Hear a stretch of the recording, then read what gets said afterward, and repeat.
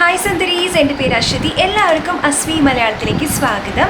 ഇന്നത്തെ വീഡിയോയിൽ നമ്മൾ ഒരു റിവ്യൂ വീഡിയോ ആണ് ചെയ്യാൻ പോകുന്നത്. ഹിമാലയ കാജലിൻ്റെ റിവ്യൂ ആണ് ചെയ്യാൻ പോകുന്നത്. ഇതിന് മുന്നേ ഞാൻ ഒരുപാട് ഉപയോഗിച്ചിട്ടുണ്ട് ഈ കാജൽ. എനിക്ക് തോന്നുന്നു 5 വർഷം മുമ്പൊക്കെ ഞാൻ ഈ കാജൽ ഉപയോഗിച്ചിട്ടുണ്ട്. പിന്നെ ഈയിടെയായിട്ട് കുറച്ചധികം പേര് എന്നോട് ഇതിൻ്റെ റിവ്യൂ ചെയ്യാൻ പറഞ്ഞുകൊണ്ട് ഇപ്പോൾ ഞാനത് മേടിച്ചിരിക്കുകയാണ്. ഞാൻ ഇത് ഒരു തവണ ഉപയോഗിച്ചു. സെയിം പ്രോഡക്റ്റ് തന്നെയാണ്. പ്രോഡക്റ്റിൽ വലിയ വ്യത്യാസമൊന്നും തോന്നിയില്ല. അന്ന് ഉപയോഗിച്ച പോലെ തന്നെയാണ് എനിക്കിപ്പോൾ ഉപയോഗിച്ചപ്പോഴും തോന്നിയത്. സോ പാക്കേജിങ്ങിൽ ഇങ്ങനെ ഒരു കാർട്ടൺ പാക്കേജിങ്ങിലാണ് വരുന്നത്.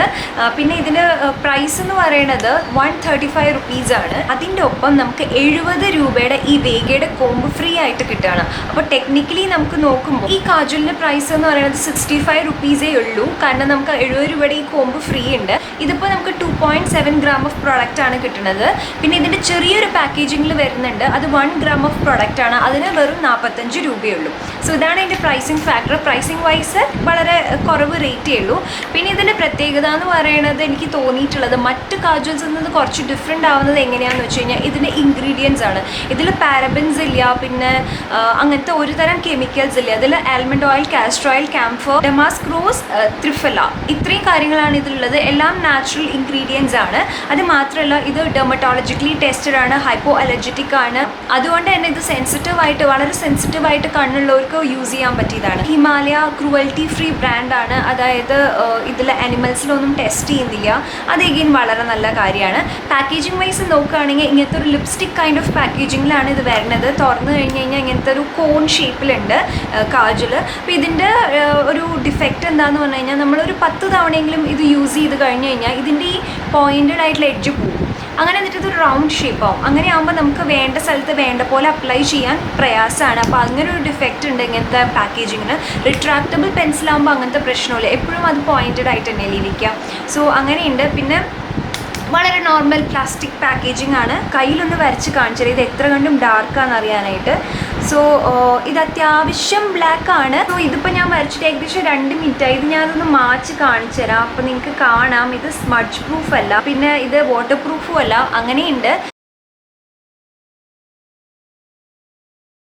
പറ്റുണ്ടാവും. അത്യാവശ്യം സ്മൂത്തായിട്ടാണ് എനിക്ക് അപ്ലൈ ചെയ്യാൻ പറ്റിയത്. അതിനൊന്നും യാതൊരു ബുദ്ധിമുട്ടും ഉണ്ടായിരുന്നില്ല. പിന്നെ 2-3 തവണയെങ്കിലും അപ്ലൈ ചെയ്താലാണ് ഈ കളറ് കിട്ടുക നമുക്ക്. സോ ഇപ്പോൾ ഇതേൻ്റെ കൈ തട്ടിയിട്ട് ഇതിൻ്റെ പോയിന്റ് ഇതാ ഇങ്ങനെ വളഞ്ഞു പോയി. ഇതോ ആക്ച്വലി ഇത് പൊട്ടിപ്പോയി. ഇതാ ഇങ്ങനെയായി. നേരത്തെ പാക്കേജിങ്ങിൻ്റെ കാര്യത്തിൽ ഡിഫക്റ്റ് പറഞ്ഞില്ലേ, ഇങ്ങനെ ഇത് റൗണ്ടഡ് ഷേപ്പ് ആയി കഴിഞ്ഞ് കഴിഞ്ഞാൽ അപ്ലൈ ചെയ്യുമ്പോൾ നമുക്ക് വളരെ തിന്നായിട്ട് അപ്ലൈ ചെയ്യാൻ പ്രയാസമാണ്. ഇതൊക്കെ കണ്ണിൽ കംപ്ലീറ്റ്ലി ഇതേപോലെ ഇങ്ങനെ സ്പ്രെഡായി പോവും. സോ അങ്ങനെ ഒരു ഡിഫക്റ്റ് ഉണ്ട്.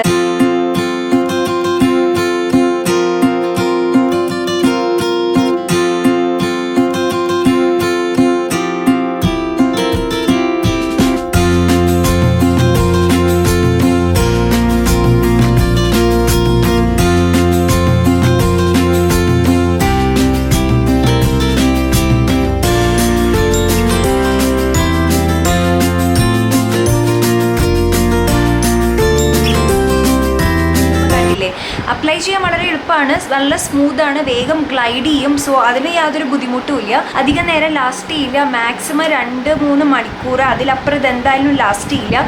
ഇത് നന്നായിട്ട് പരക്കും കാജൽ. നന്നായി പരക്കണ കാജലാണ്. അത് നിങ്ങൾ നേരത്തെ തന്നെ കണ്ടില്ലേ. പിന്നെ വാട്ടർ പ്രൂഫ് അല്ല, സ്വെറ്റ് ചെയ്യുകയാണെങ്കിലൊക്കെ നന്നായിട്ട് ഇത് പരന്നു പോവും. സോ നമുക്ക് ഇതിൻ്റെ പോസിറ്റീവ്സ് ആൻഡ് നെഗറ്റീവ്സിലേക്ക് പോകാം. പോസിറ്റീവ് എന്ന് പറഞ്ഞു കഴിഞ്ഞാൽ ഫസ്റ്റ് പോസിറ്റീവ് എനിക്ക് പറയാനുള്ളത് ഇതിൻ്റെ ഇൻഗ്രീഡിയൻസിൻ്റെ കാര്യമാണ്. ഇത് വളരെ നാച്ചുറൽ ആണ് ഇതിൻ്റെ ഇൻഗ്രീഡിയൻസ്. സെക്കൻഡ് എന്ന് പറഞ്ഞു കഴിഞ്ഞാൽ പോസിറ്റീവ് എന്ന് പറഞ്ഞാൽ ഇത് വളരെ ഈസിലി അവൈലബിൾ ആണ്. ഏത് കടയിൽ പോയാലും നമുക്ക് വളരെ ഈസി ആയിട്ട് കിട്ടും. തേർഡ് പോസിറ്റീവ് എന്ന് പറഞ്ഞാൽ അത്യാവശ്യം ചീപ്പാണ്, വളരെ വില കുറവിൽ കിട്ടും. ഞാൻ പറഞ്ഞില്ല, 1 ഗ്രാം ഓഫ് പ്രോഡക്റ്റ് നമുക്ക് ചെറുത് നമുക്ക് 45 റുപ്പീസിന് കിട്ടും. അത് വളരെ നല്ലതാണ്.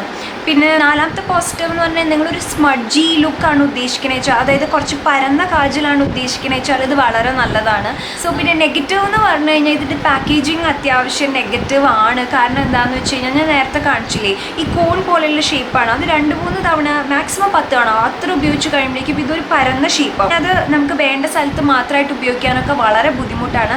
കണ്ണിൻ്റെ താഴെ മാത്രം ഉപയോഗിക്കണമെന്ന് വെച്ചാൽ അത് പരന്ന് കണ്ണിൻ്റെ താഴെയൊക്കെ വളരെയധികം വരാൻ ചാൻസ് ഉണ്ട്. അപ്പോൾ അതൊരു നെഗറ്റീവാണ്.